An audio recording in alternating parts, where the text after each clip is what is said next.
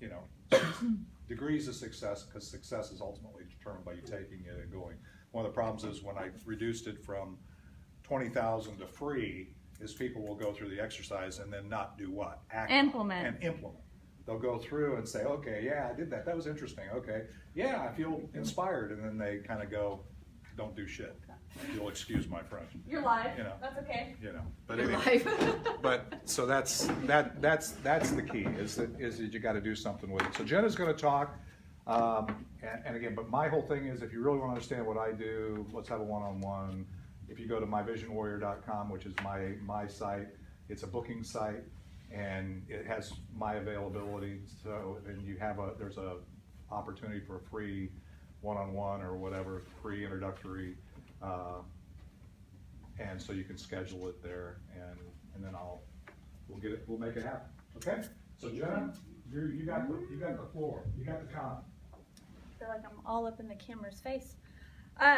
Okay, since everyone's kind of here for networking anyway, and I feel like the thing that's missed most and the biggest turnoff for me to going to everybody else's meetup style BNI style meetup network is everyone goes in there and the only point and the only thing they care about is walking out with leads, and that's it. And the other argument is, oh, you're supposed to walk out of there with referrals or referral partners. Don't get me And started on that both of those models to me make no sense. With the reason being, this is, like he said, this is my process where I start customer value journey. It's literally based on human psychology. So an anthropologist, Desmond Morris, he stares at bugs and animals and watches them and says, how does one stranger bug meet another stranger bug and decide to get busy and make babies? I have to imagine that he was in some bar one day, something like Uptown or Legacy West, pick your poison, decided to people watch and said, people aren't that different, are they? They're just mammals of another kind with a little smarter brain in theory. But he looked through and he came down at really, for humans, for these really complicated creatures, from stranger to getting busy and making babies is only 12 steps. 12 freaking steps. And you're not even at the point of like really getting touchy-feely over here until step 5. Everything else is like eye to body, eye to eye, coming over and talking to somebody. You're not touching until step 5.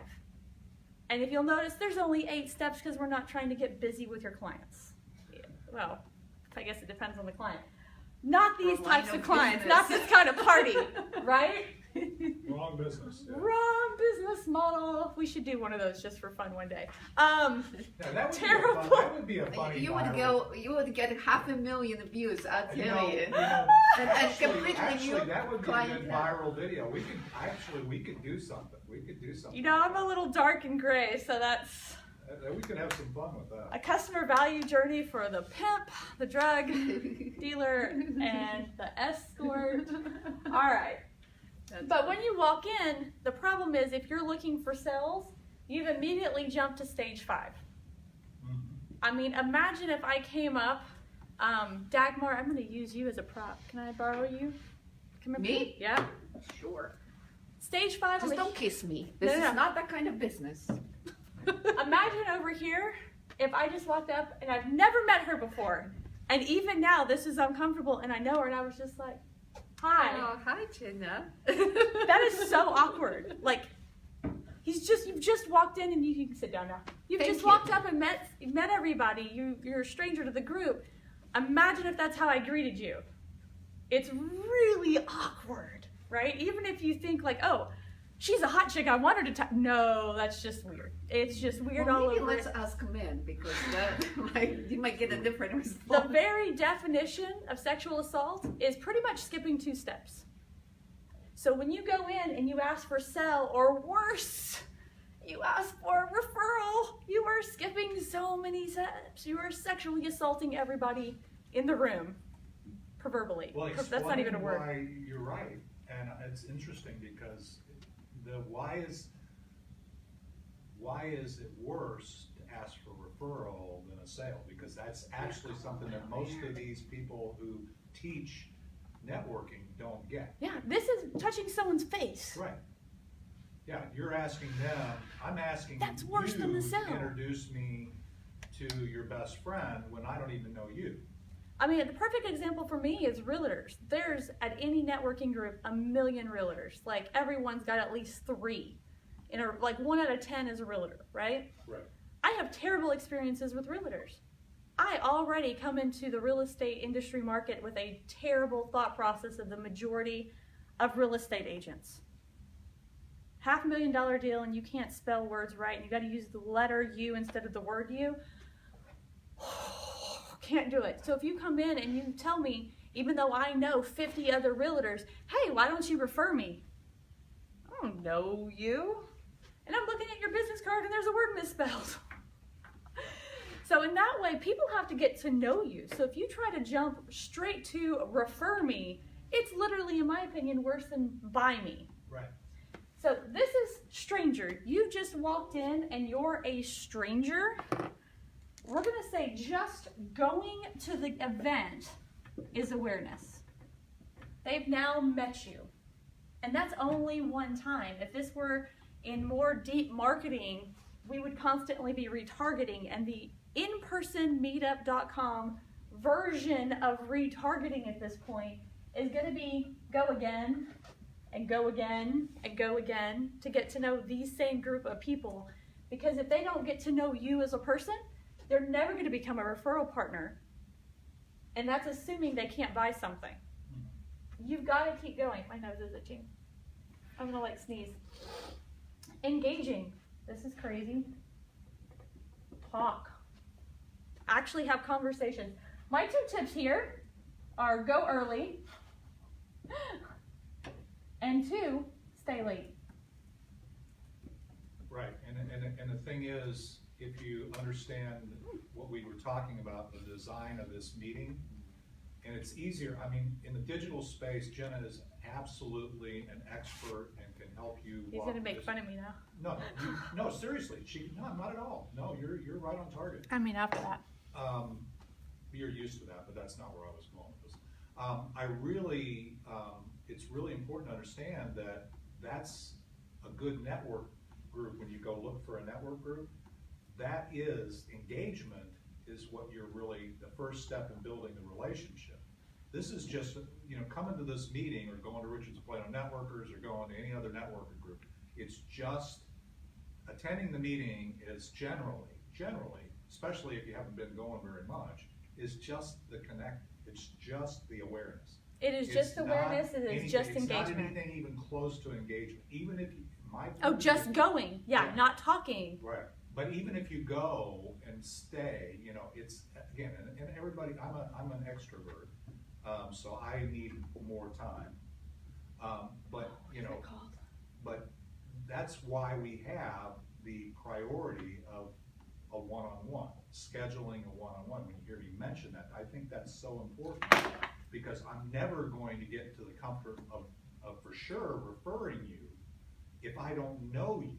Yep. Because I'm not going to give you over to my best friend or even somebody I don't like that much if I don't know. There's no talking. If I don't know you're going to add value, because I'm not going to ruin my reputation or let you ruin my reputation by turning you over to a serial rapist or something. No, seriously. No, seriously, I'm being absurd, but I'm just telling you that's. People got to go somewhere to meet. Right. The other third one that I was just thinking of is when you go, so not only going early and staying late, but basics of engage, have something that's a conversation starter. So for those of you who've ever been to Richardson Plano, Zipton? I was like, I was singing his song instead of his name. He has a giant hat with a weed plant on it. So, if you're even remotely interested, there's automatically a conversation starter that's directly related, or he'll wear a hemp rope, right? It starts conversations. I'm much more subtle. I'm not going to walk into something like that, but it's, especially when I was first going, I'd wear big, fancy, or bright shoes, or my big ones are go early, stay late, and David can attest to that. I'm usually not early, but I can stay late really easily, and then people are kind of forced to talk to you if they want to. But you have to engage. Talking is going to, like you said, if you just sit in the corner, you might as well not even showed up. like purposely, the more introvert you are, on purpose, go sit in the middle of a table, go sit in the middle of a row, sit somewhere, or sit next to the people who are the leadership team. Be intentional on your engagement. The next one is subscription. You want permission to call or email, text, and then I would say maybe Facebook, LinkedIn. LinkedIn's easy. So most meetup groups, the B&I style ones, like Richardson Plano Networkers too, they're gonna have some kind of list of all the members. This one has phone numbers and emails, my favorite kind of list, right? You can't spam the list though, right? What you can do is you can go on LinkedIn. Well, you can do it once. Oh, then you're gonna get kicked out. And then you get kicked out. Yeah. And even if you don't, even if the group doesn't have a policy, because that's really the only kick out policy that we have in Richardson Plano. And that's a lot of groups the same but way. there's a lot of them that have that. And the key is, if you go in there with a short-term mindset, you can do that. But the thing is, whether you're formally or informally ostracized, you will not. You might as well write that group. I think the informal ostracization, whatever, Ostracization. that's just as bad, if not worse. Right. Because everyone looks at you and like, jerk, and then nobody wants to talk to you the next time that you show up. Right. But you can go on LinkedIn, type in all their names, and connect with them. And that's an easy touch point. And now when you post any kind of article on LinkedIn, they get a notification. You can send a post, and if they happen to be on LinkedIn, obviously nobody chills out on LinkedIn, but if they happen to be over there, they're gonna see you. You can connect with them on Facebook. I wouldn't do that with the strange guy on the other side of the room that you never talked to, but to the immediate circle that you actually had conversations with, and even the speaker, it wouldn't be outside of normal to go on Facebook and connect with them. Maybe they connect, maybe they don't, but it doesn't hurt to try. Texting, if you want to intentionally have a one-on-one, you can go through and get their business card, and you now have a phone number to call them about, a text, some kind of information that you can now, not the same subscription as an automation where you now send them automated text on a regular basis. Please don't do that. I will hate you and block you with my iPhone. I love that tool. I can automatically block now, but you do have permission. So one of the things I wanted to hand out here is, I obviously not love, but if you'll look on my business card, is that on the screen? You've seen my business card, right, David? Give me it. On the very bottom, you can give anybody your business card. That's what everybody's asking for anyway. And have a low-key lead magnet link. So lead magnet would be your actual subscription in a marketing automation. But if you're gonna offer it on your website, and you're gonna offer it when you're speaking, offer it on your business card. Most of this information on the business card is irrelevant, and at a networking meeting, you're just giving it away so people can spam you, show up at your door, call you, which I don't want. But you can offer your lead magnet. You could make the whole one side of your business card just a lead magnet. What is it that is your give me? And if they go to that page, then you do have a subscription, an actual business marketing subscription. The other one that I would suggest, and I don't have an example here, that's on me, but when you go, have something of value printed out, a one-sheeter. And this is part of the Business Growth Network. We have like a 30 days, I still need to put that together, challenge, and that includes a one-sheeter. If you're gonna go to in-person networking, take your lead magnet. So if you go online and you offer something like a PDF, have that printed online when you go, and just let everyone know as part of your 30 seconds. If you wanna give me permission to email you, I've got great document, worksheet, template, checklist, 5 facts you need to know that you're screwing up with your finances. Have a sheet already printed out that's super pretty. It's got lots of information on one side with your business card information and the next step. So whether that's an appointment with you, information on who you are. I don't want to say a resume, but quick, cute little bullets of what makes you super special. If it's got something very valuable, if I told everybody, I need to have a one-sheeter. Never mind, I do. I've got a 73-point checklist that I can take to a networking meeting and say, hey, do you want my 73-point checklist with full automations on the back on the steps that you need to do things for your marketing?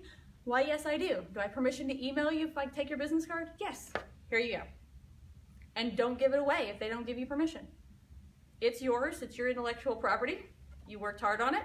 Keep it. But having something like that actually does give you full actual subscription. If you're limited to just being able to call, email, kind of text from the list, make a one-on-one. And that just means, hey, I met you at Richardson Plano, I met you at Business Growth Network, would you like to sit down and talk for a while? And that one-on-one should be exciting. In the same way that excite phase is important in marketing, it's important on your one-on-one. I met with one guy, who was it? He came with John Moore, so I didn't even have a one-on-one with him, but he happened to be in the car with John Moore, and since I was meeting him, I got to meet the other guy too. Yay, the more the better, right? Except he spent the entire hour telling me about his data business and why I needed to immediately give him all my clients and why they all needed his data analyst, and I'm like, or analytics. I'm like, I have a lot of clients who don't even have enough data to start with, not on your level. And he just kept pushing, are you gonna do it? Are you gonna do it? I'm like, feeling assaulted. That's not exciting. Right. You should be asking questions of the other person, giving a little bit about yourself. Go ahead. I was just gonna say on Convert, the one-to-one, but talk about generally what we're looking for in the Convert stage versus the Ascend stage, which is a sale per se. But there is, how would you describe, what would anybody here be targeting for in the Convert? I mean, having a one-on-one or getting somebody to talk to you and to the point of that is part of it. I would say during the one-on-one,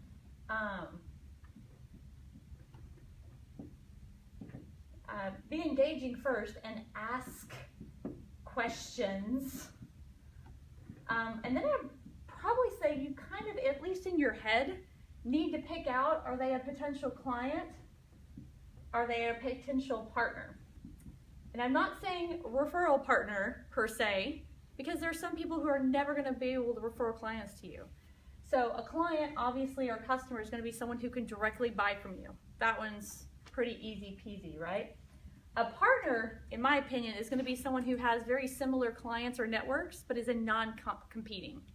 So David works with business owners and I work with business owners. It makes a good partner, but our services do not, integrate whatsoever. We're not stealing clients. I'm never going to sit on. No, we're not competitive. Yeah. We are complementary. Complementary. And they might just be a friend. Friends can be referral partners, but it's not the same level of referral partner as someone who's in your own circle of potential clients. So again, if somebody shares all my customers but is non-compete, that's going to be an actual partner. A friend who could possibly refer, maybe they, if their clients are consumers, they may or may not know people in business. They may or may not know anybody that can help me. If I'm depending on a bunch of people at a network, marketing or networking group that don't typically reach out and connect with business owners, it might be good for me to go to lunch, but that's probably not the networking group that I want to spend a lot of time in because we don't have mutual clients. Does that make sense? After that, you just need to determine what you're going to do after that. So to me, a convert is always going to be a sell in this case, or it's going to be the referral up here.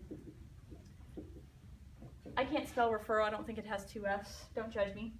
But think about your partners. If you guys have mutual clients, a convert for you guys can simply be a joint program. So what was it? One of my fellow partners at the Digital Marketer Group, she's like, hey, we're both going in TNC. It's like, yep. People love your notes. Yep. They love my webinars. Yep. Let's do a webinar and offer your notes to do some lead generation and maybe even sell it for $25 for people who can't go to TNC. Sounds like a plan. So now we are actively, she's going to send it to her list, I'll send it to my list, and we'll both run ads to even more. And ta-da, you actually have something that's generating money. A client, obviously, you're trying to take them to the first stage, which is almost coming back over here to the convert stage, where you might be offering something that's low dollar. It could be just a separate appointment. So don't try to make this your sales call. If this is a one-on-one, then the convert would be your sales appointment. Like, hey, it was fun to get to know you. You know, obviously I'm in finance, but I know you were talking about how you struggle, you have no idea how you're gonna pay for Caitlin's college fund, and that's around the corner in 3 years. I mean, you wanna get together another time and I'll run your numbers and we can sit down and chat about what's possible.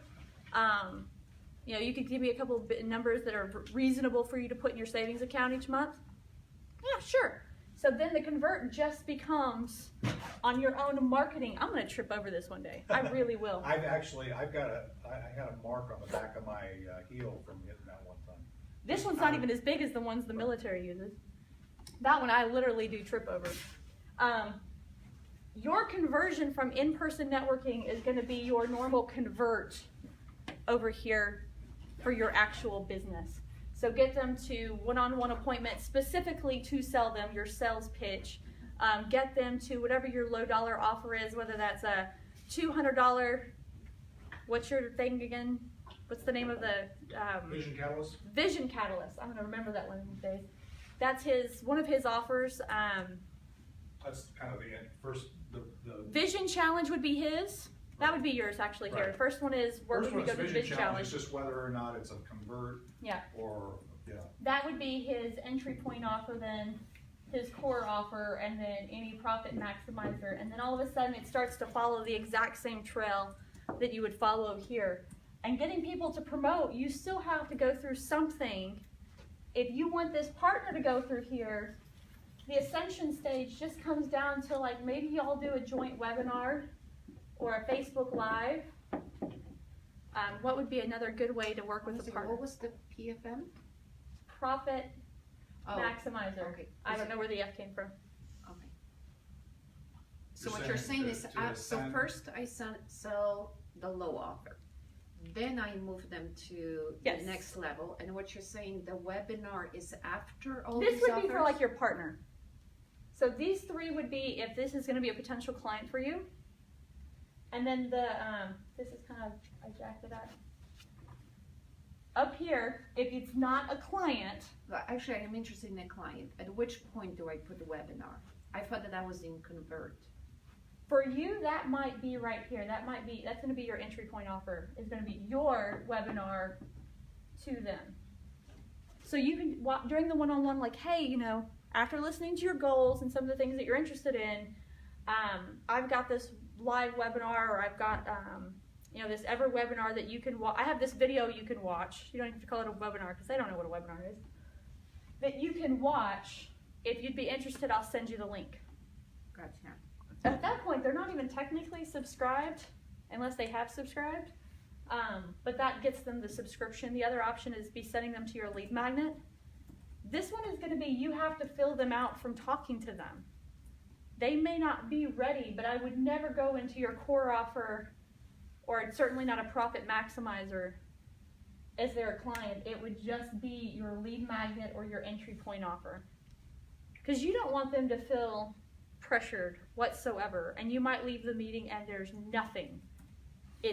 That's being a human being and asking yourself what's reasonable. Gotcha. But also the free strategy session, that would be the entry level. That's time or money. That's going to be your entry point offer. Okay. It's going to be low dollar amount, and that depends on what your stuff is. But any kind of request for a sell or a one-on-one needs to be highly. It needs to be like very softball pitch, like, hey, here's my lead magnet, or hey, if you'd like to meet up again and talk about this, because I know you're struggling with it, I'd love to do that more in a professional capacity outside of our one-on-one. Does that make sense? Mm-hmm. It should be a softball pitch. It should be like really general, no fastballs, no hard and heavy. You don't want to turn that person off completely. Don't ask to sleep with the person on their first date, same kind of concept. I know Tinder world might disagree. What you're saying, a one-on-one might not be, even if it's a free session, it might not be the best for that entry level. When you're at a networking meeting and you're asking for a Oh, one-on-one. no, I don't do it at networking meeting. I'm talking about at this point, it's what, after 101. Yeah, this is a one-on-one. This is the excite phase. This is during your conversation. Yeah. This one-on-one, when you're at a networking meeting, if you decide to go meet up with somebody in this room as a one-on-one, that is not a sales meeting. I think that's where a lot of people get confused. You are just getting to know each other a little better. Okay.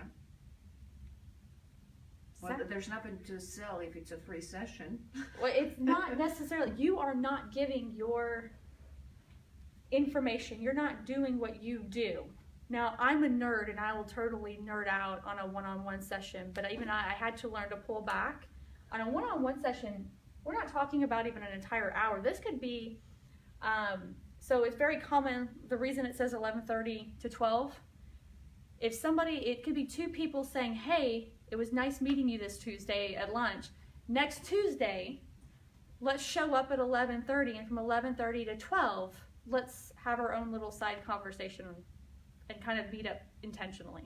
Mm-hmm. Does that make sense? Yeah. It's just taking a specific timed moment out of your day that's scheduled just to get to know that person. So Gotcha. if you showed up early here today at 11:30 and we're trying to get to talk to me, well, I might be talking to everybody else in the room at the same time. People are going to be walking up, and it's not really getting to know you then. Mm-hmm. That's what that one-on-one is. So you're not giving your services whatsoever for free. You're kind of just talking, this is what I do. That's it. And just leaving it there. Then deciding if they're a client or partner or just going to be a friend you hang out with on Tuesdays, and figuring out if they're going to be a client, offer them a lead magnet. If they really need your services, maybe a free session. Even asking for a sell, any kind of like money transfer can be iffy. Gotcha. It's too much. So slow down the whole process. But when you do help people here, usually, and like we'll add one to ours, you'll go to the bottom, where's that? Here's their schedule, here's Richardson Plano Network. Most of these B&I style groups have a time at the end for thank yous. That's where these are up here. And this starts to become your advocate stage. So I know when I was going to the Veterans in Business group, there was one girl who did kind of like therapy, hands, but not a massage, energy healing, I don't know. And she would do it with lots of different people as a veteran, like one visit for free. Well, why would you do that? Well, inside that veteran group, then what happens is everyone goes around and does thank yous and thanks her for the session. They don't say it's free. And they're like, oh my gosh, Brenda, oh, I felt so good after that session, and they just keep talking. Heck, whip out a camera and record that. And that becomes a piece of social proof that you can use later. It becomes a piece of social proof for the entire room. And that's easier to do in some groups than others. So like for financial planners, you can't, obviously, people are not going to sit there and talk about their personal finances. You can't talk about their personal finances. But Scott's really good at this sometimes, especially in financial planning, not real estate, insurance, and medical stuff. So doctors, sometimes it's the other stuff that you're making available, like you're connecting them with somebody who would be helpful, and that's what the thank you is. But I know I've hired people in networking groups because after like 20 different times going and like 100 different people recommending them, I was like, yeah, I'll try them out. I'll sit down. And then that's over here on promote. So if you can even inside this meeting offer some value that's like a quick, something that you can do really fast, and they say thank you, that's fair at that point to ask them, hey, like, would you openly promote me? But at that point, you've already provided some value. You've given something up. You're not raping them. So why it's called advocate? What this refers to? That They're somebody's advocating you. on my behalf? Yes. Okay. They're not openly necessarily promoting you. So I will openly promote Kyvio because I'm that happy with it. I will openly promote Active Campaign because I'm that happy with it. I will openly promote Relay That. Now these are all applications, obviously, because those are my babies. That is different. Advocate would be like me going on Captira and writing a review, or me going on Facebook and writing a review. At the point that I'm promoting, I'm actively saying, you really need to get on an active campaign. It's a game changer for your business. Let me send you a link.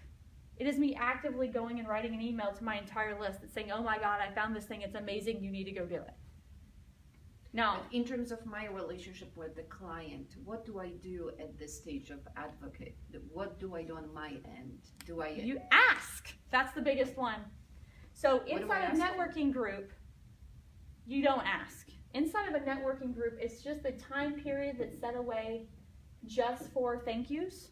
It is the BNI standardized Gotcha. schedule. There's always a thank you time. To get, let's see, Google Plus, Facebook, what are my favorites? LinkedIn, and probably Yelp. For those, just ask. Hey, I hooked you up. You know, was this helpful? You know, I'd really appreciate it, you know, just between friends type of thing. I'm trying to do it. Like, I actually did this on LinkedIn, and I even used automation for it.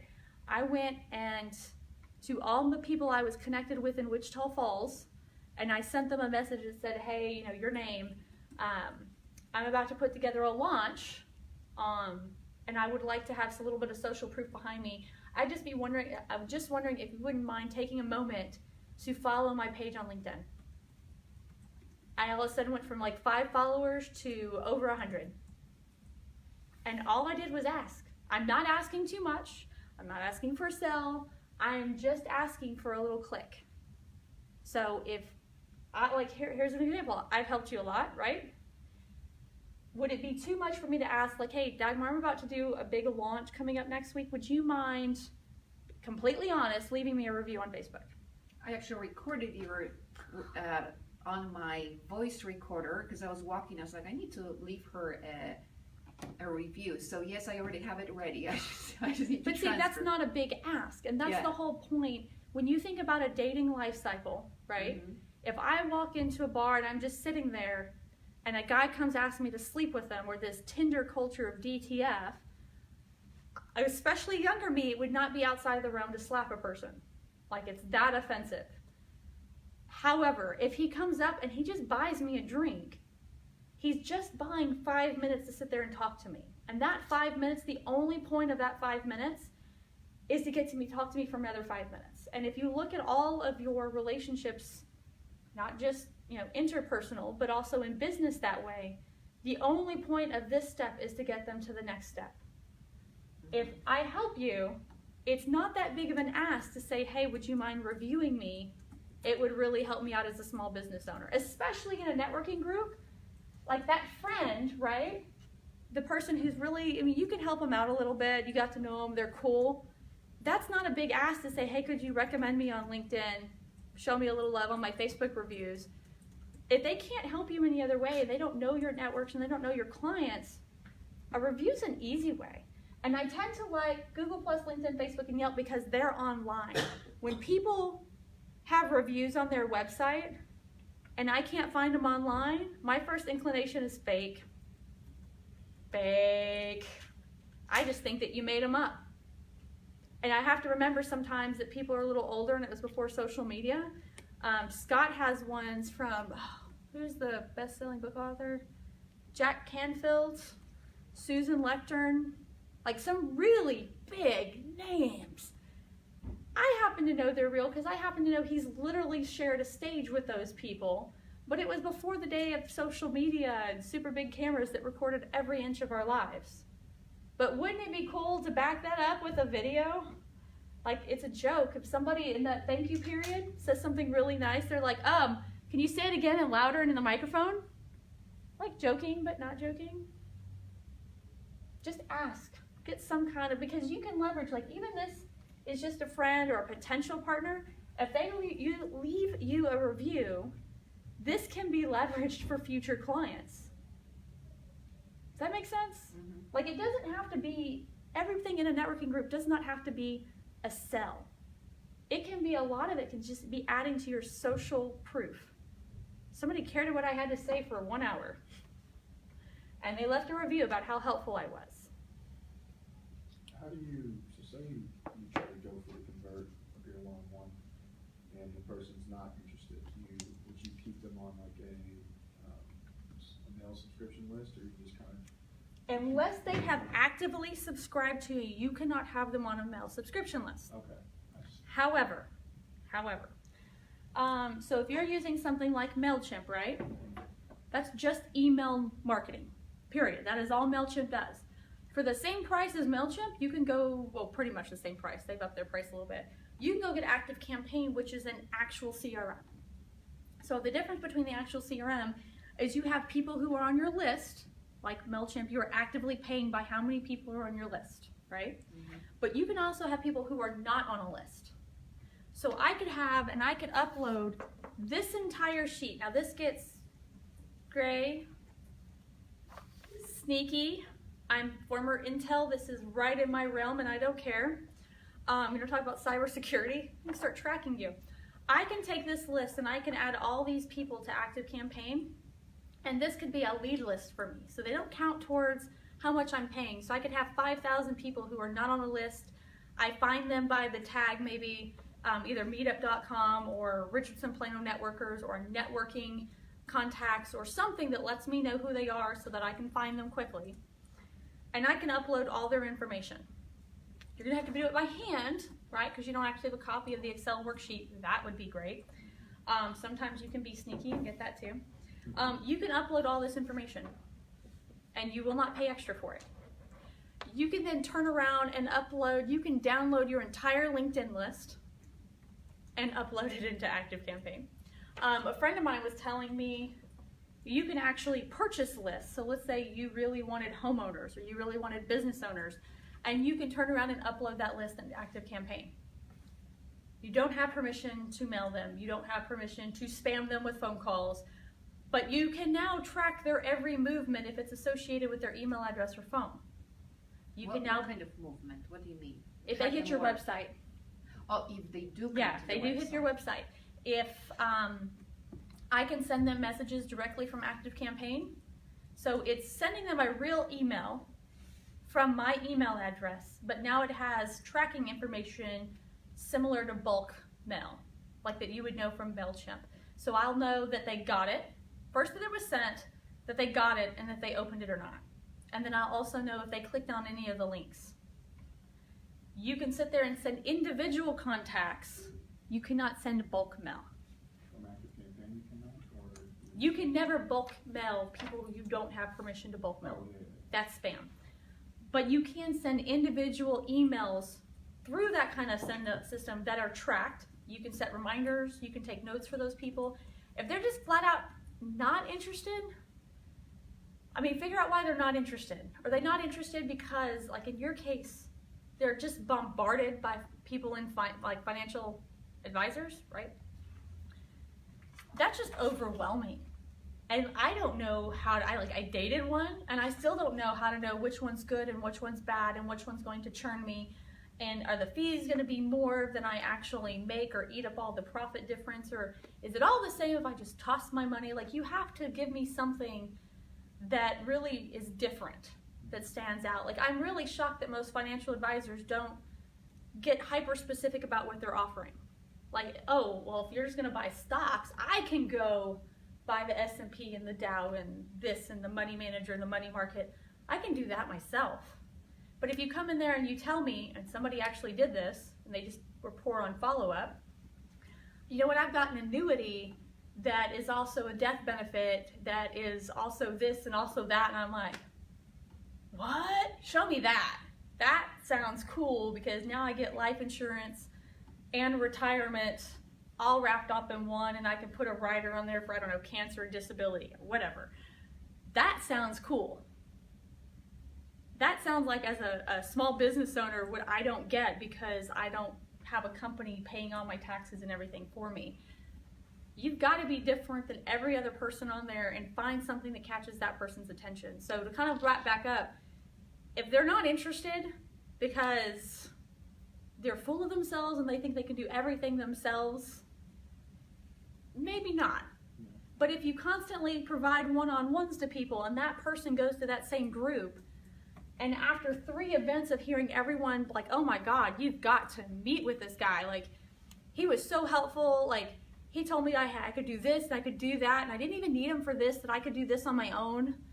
but it provided me so much value, like thank you, thank you, thank you. Hey guys, you also definitely meet up with him and schedule like not just a one-on-one, but like get his whatever you're offering during your appointment, right? That's what that thank you comes back to. Like even if somebody kind of falls off and you can put that note in there like, yeah, maybe, maybe not.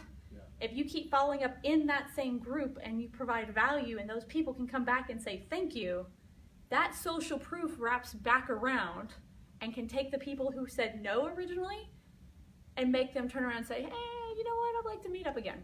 Let's go ahead and chat. And it might just be a timing issue. They didn't care when their kid was in kindergarten, but all of a sudden their kid is in freshman year now, they're like, fuck, college. Yeah. That becomes a problem. Or like, in their 20s, nobody wants to save. My sister's 22 years old, gets a job working with Amazon, essentially making $122 with bonuses, $122,000 for a freaking 22-year-old. And I'm like, Megan, you've got to save, like just $500 a month. Just promise me $500 a month. That is nothing to you right now. You have like no bills, no car, no parking, no gas, no insurance. Your bills are down zilch. Go save $500. Did she listen to me? No.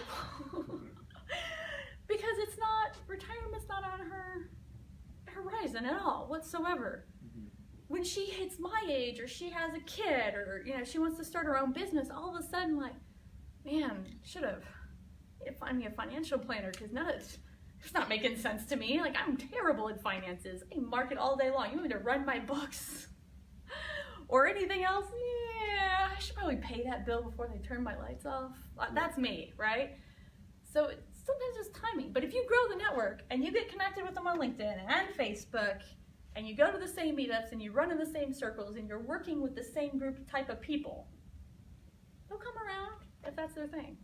I do have a follow-up question. So you said you can put them to active campaign. So the only way to utilize that list is to wait like a sitting duck until they come to your website? Because that's a lot of work You can hoping that they still- will come. So you can't spam this list. Yeah, but so Right. how can you leverage that list? Let's see, let me pull something that's legit. So let's say I've started my own networking group from this list. This list, it's not my cup of tea. Like going to those events, it's not my market. My time could be better spent elsewhere. I'll still go occasionally speak, but this is not where I need to spend 3 hours of my day once a week, right? I'm not gaining enough value to make that worth my time. Yeah. I like helping. There's got to be a limit, right? But I could go on here and say, I could pluck up all the business owners. I would probably, let's make it more specific. Let's pluck out all the realtors, because there's always a million realtors, right? Yeah. Let's say that I wanted to put on a program I got with Scott. I brought in my realtor that just sold my house, and we were going to put on a program on how a real estate agent can generate leads and make sales and do follow-up for free, especially for free, right? I can go in there, and let's say when I log them into Active Campaign, I'm going to tag them. I'm going to tag them so many different ways. Even if I don't know what that tag is going to be used for in the future, I'm going to tag them so I can find and search for them. So I'm going to add some kind of tag for Richardson Plano Networkers. I'm going to add a tag for Meetup. I might add a tag for in-person networking is usually my big one that I use.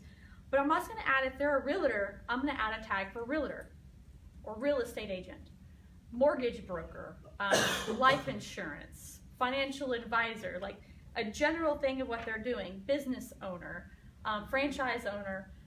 Then I can go back, pull up all the realtors, and I can send them a one-off email that's personalized that says, "Hey, I know you're a realtor, and I really like your angle, whatever." There's one that has one of my clients does home staging, and then I make the other ones do free comps. I'm going to be doing this. It'll help you get some leads, or at least get some ideas for leads. It's absolutely no charge. It's highly specific to realtors. I thought you'd like to come. If you're interested, let me know and I'll send you information, or you can go here for information. It's a softball. And you don't have to mention we haven't met, because maybe you haven't met some people there. Then you just say that. Hey, I saw your name on the list for Richardson Plano Networkers.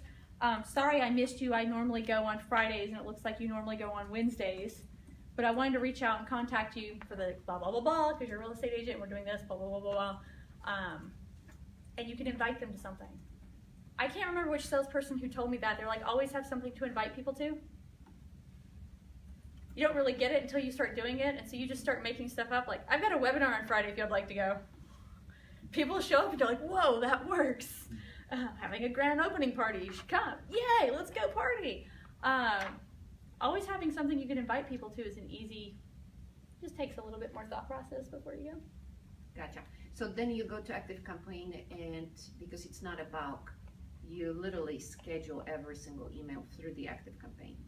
Yeah, it's not even, this is not even scheduling. You have to do it one off, just like you would do another Gotcha. email. And It's at the bottom, so when you pull up their contact, at the bottom it has an option email. Gotcha. You have like email, notes, and I think like set reminders or something, or task, create a task. I don't use that one as much, I probably should. Any other questions? You're quiet in the back corner. Any questions? No. None, zero, zero, zero. Talking about subscription, I had a lady that came to a trade show, wrote her email list, her email account under literally where it says subscribe to my list. Okay. I put her in a MailChimp. Then before my workshop, I sent her personal email, not even out of MailChimp, out of my own email address. And she comes back to me, how dare you contact me? Where did you get this In person or from?" by email? I'm sorry, I sent it out of my personal email, meaning Okay. business email, not out of MailChimp. How And she's much like- time between the workshop and when you met there at the trade show? Yeah, that was quite a few months. That would be it. So that would be like as soon as they subscribe, this is where it's great to have that lead magnet, because then when you add them, in theory, the very next day, the very next night of the trade show, hopefully with a customized email automation, or at least one part is customized that says, thank you for signing up for whatever at the trade show, here's your blah, blah, blah, whatever, right?